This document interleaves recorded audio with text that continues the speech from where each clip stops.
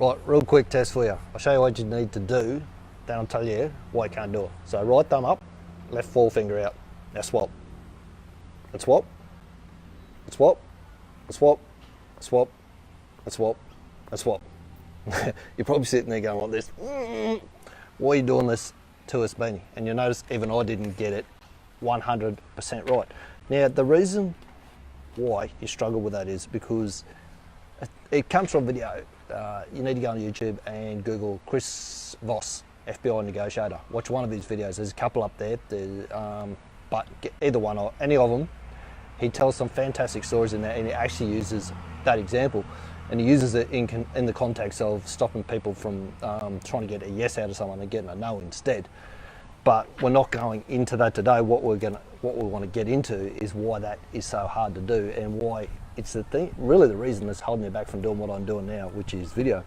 So neuroscience tells us that to burn a new neural pathway in, which is what has to happen for something to like that to become automatic, to be able to go, here we go, swap, swap, swap, swap.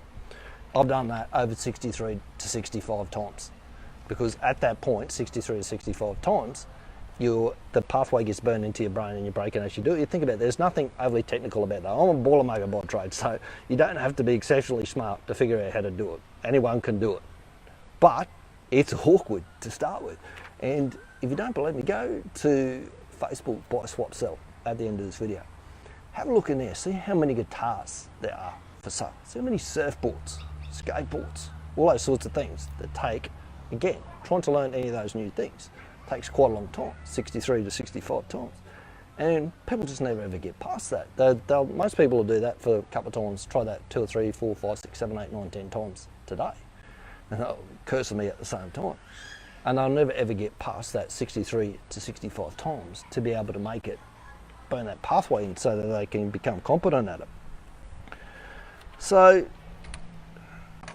the way that I do it with video, it's the same. You go back and watch my first video, it's absolutely atrocious. Now I can sit here, I just write a bit of a script up that I'm looking down at the moment, bang the mic in and talk to the camera like this. I didn't start out that way. It was the first couple, well, yeah, quite a few of them were awkward, very awkward, particularly the first one. The first one, absolutely atrocious. Anyway, still up on YouTube.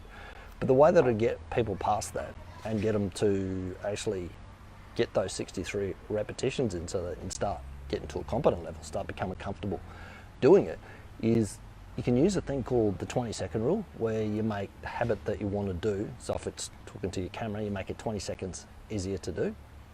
So you might set yourself up next to your bed first thing in the morning and have a stick-it note straight on top of the phone first thing in the morning, so it says pick the phone up and record on the phone, something like that, okay? The other way that I do it during the constructive use of social media challenge, the way that I get people used to talking on the phone is by using social pressure, good old peer pressure. So I use an app called GetSpar. What happens is that you set a challenge in there for, I'm gonna have to set them all for 63 to 65 days now. You set a challenge in there that people need to do every day. And when they do that challenge, they actually have to pick the phone up and log in and say, hey, I did this today. So the challenge is you have to scroll through your feed, which everyone spends 2/3 of the day anyway.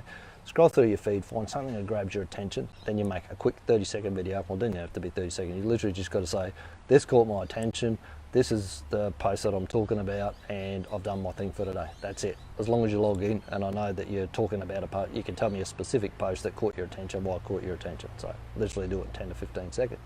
But what it does is it gets you past that awkwardness that, well, like we're doing here, going from like that to be able to go, yep, swap, swap, swap, swap, swap, swap, swap. So it gets you past that awkwardness and gets you used to talking to the camera to start with, using video, and it also sets your brain to start looking for what sort of posts people are sharing, whether it's video, what things grab people's attentions, cats, dogs, doing funny things, all those sorts of things, and you start thinking about, instead of going, well, they just got lucky because they've got X. Instead of doing that, you're thinking to yourself, they've used that, that's worked, people pay attention to that, how do I use that to get attention and move that attention towards my business? All right, so if it's not a ridiculous idea for me to think that you got something out of this video, you enjoyed it as much as I enjoyed making it for you. If you know someone else that needs to see it, again, if you're crazy enough to think that you would know someone like that and that you would think that it'd be worth sharing with them as well, that they'll get some value out of it, only if they get some value out of it. If you share it with them, that'll be fantastic. And most importantly, take it and use it yourself to make it a great week. Because as the world's greatest showman, P.T. Barnum said, no one ever made a difference by being like everyone else. Speak soon.